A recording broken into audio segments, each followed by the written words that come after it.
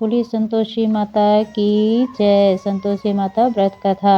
एक बुढ़िया थी जिसके 7 बेटे थे। उनमें से 6 कमाने वाला था और एक निकम्मा था। वह बुढ़िया उन 6 को अच्छी रसोई बनाकर बड़े प्रेम से खिलाती, पर 7वें को बचा कुचा जूठा खिलाती थी। परंतु वह भोला था, अतः मन में कुछ भी विचार नहीं करता था। एक दिन वह अपनी पत्नी से बोला, देखो मेरी माता को मुझसे कितना प्रेम है।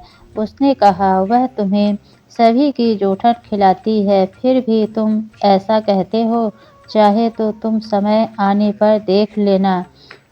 एक दिन बहुत बड़ा त्योहार आया। बुढ़िया ने 7 प्रकार के भोजन और चूरमे के लड्डू बनाए। 7वां लड़का यह बात जांचने के लिए सिर दुखने का बहाना करके पतला कपड़ा ओढ़कर सो गया और देखने लगा। माँ ने उनको बहुत अच्छे आसनों पर बिठाया और 7 प्रकार के भोजन और लड्डू परोसे। वह उन्हें बड़े प्रेम से खिला रही थी। जब वे 6 उठ गए तो माँ ने उनकी थालियों से जूठन इकट्ठा किया और उनसे एक लड्डू बनाया। फिर वह 7वें लड़के से बोली, अरे रोटी खा ले। वह बोला, माँ मैं भोजन नहीं करूँगा, मैं तो परदेश जा रहा हूँ। माँ ने कहा, कल जाता है तो आज ही चला जा। वह घर से निकल गया। चलते समय उसे अपनी पत्नी की याद आई, जो गौशाला में कंडे पाथ रही थी। वह बोला, हम विदेश को जा रहे हैं, आएंगे कछु काल। तुम रहियो संतोष में, धर्म अपनो पाल। इस पर उसकी पत्नी बोली, जाओ पिया आनंद से हमारी सोच हटाएं। राम भरोसे हम रहें, ईश्वर तुम्हें सहाय। देहु निशानी आपनी, देख धरूं मैं धीर। सुधि हमारी न बिसरइयो, रखियो मन गंभीर। इस पर वह लड़का बोला, मेरे पास कुछ नहीं है, यह अंगूठी है सो ले और मुझे भी अपनी कोई निशानी दे। वह बोली, मेरे पास क्या है, यह गोबर भरे हाथ है। यह कहकर उसने उसकी पीठ पर गोबर भरे हाथ की थाप मार दी। वह लड़का चल दिया। ऐसा कहते हैं, इसी कारण से विवाह में पति पत्नी की पीठ पर हाथ का छापा मारते हैं। चलते समय वह दूर देश में पहुंचा। वह एक व्यापारी की दुकान पर जाकर बोला, भाई मुझे नौकरी पर रख लो। व्यापारी को नौकर की जरूरत थी, अतः बोला, तनख्वाह काम देख कर देंगे, तुम रह जाओ। वह सवेरे 7 बजे से रात की 12 बजे तक नौकरी करने लगा। थोड़े ही दिनों में सारा लेन देन और हिसाब किताब करने लगा। सेठ के 7-8 नौकर चक्कर खाने लगे। सेठ ने उसे 2-3 महीने में आधे मुनाफे का हिस्सेदार बना दिया।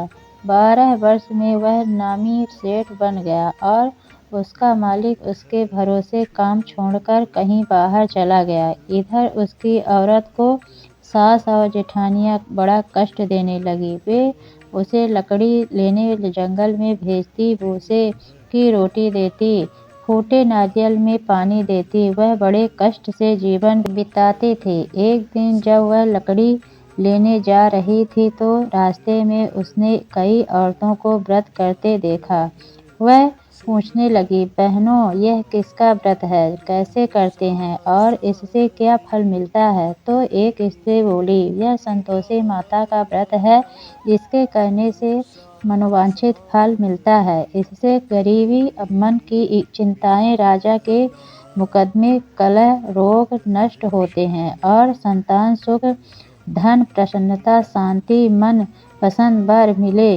वह बाहर गए हुए पति के दर्शन होते हैं। उसने उसे व्रत करने की विधि बता दी। उसने रास्ते में सारी लकड़ियाँ बेच दी व गुड़ और चना ले लिया। उसने व्रत करने की तैयारी की। उसने सामने एक मंदिर देखा तो पूछने लगी, यह मंदिर किसका है। वह कहने लगे, यह संतोषी माता का मंदिर है। वह मंदिर में गई और माता के चरणों में लौटने लगी। वह दुखी होकर विनती करने लगी, माँ मैं अज्ञानी हूँ, मैं बहुत दुखी हूँ, मैं तुम्हारी शरण में हूँ, मेरा दुख दूर करो। माता को दया आ गई। एक शुक्रवार को उसके पति का पत्र आया और अगले शुक्रवार को पति का भेजा हुआ धन मिला। अब तो जेठ जेठानी और सास सिकोड़ के कहने लगे, अब तो इसकी खातिर बढ़ेगी, यह बुलाने पर भी नहीं बोलेगी। वह बोली, पत्र और धन आवे तो सभी को अच्छा है। उसकी आंखों में आंसू आ गए। वह मंदिर में गई और माता के चरणों में गिरकर बोली, हे माँ, मैंने तुमसे पैसा कब मांगा था? मुझे तो अपना सुहाग चाहिए। मैं तो अपने स्वामी के दर्शन और सेवा करना मांगती हूँ। तब माता ने प्रसन्न होकर कहा, जा बेटी, तेरा पति आवेगा। वह बड़ी प्रसन्नता से घर गई और घर का काम काज करने लगी। इधर संतोषी माता ने उसके पति को स्वप्न में घर जाने और पत्नी की याद दिलाई। उसने कहा, माँ, मैं कैसे जाऊँ? परदेश की बात है, लेन देन का कोई हिसाब नहीं है। माँ ने कहा, मेरी बात मान, सवेरे नहा धोकर मेरा नाम लेकर घी का दीपक जलाकर दंडवत करके दुकान पर बैठना। देखते देखते सारा लेन देन साफ हो जाएगा, धन का ढेर लग जाएगा। सवेरे उसने अपने स्वप्न की बात सभी से कही तो सब दिल लगी उड़ाने लगे। वे कहने लगे कि कहीं सपने भी सत्य होते हैं। पर एक बूढ़े ने कहा, भाई, जैसे माता ने कहा है वैसे कहने में क्या डर है? उसने नहा धोकर माता को दंडवत करके घी का दीपक जलाया और दुकान पर जाकर बैठ गया। थोड़ी ही देर में सारा लेन देन साफ हो गया, सारा माल बिक गया और धन का ढेर लग गया। वह प्रसन्न हुआ और घर के लिए गहने और सामान वगैरह खरीदने लगा। वह जल्दी ही घर को रवाना हो गया। इधर बेचारी उसकी पत्नी रोज लकड़ियाँ लेने जाती और रोज संतोषी माता की सेवा करती।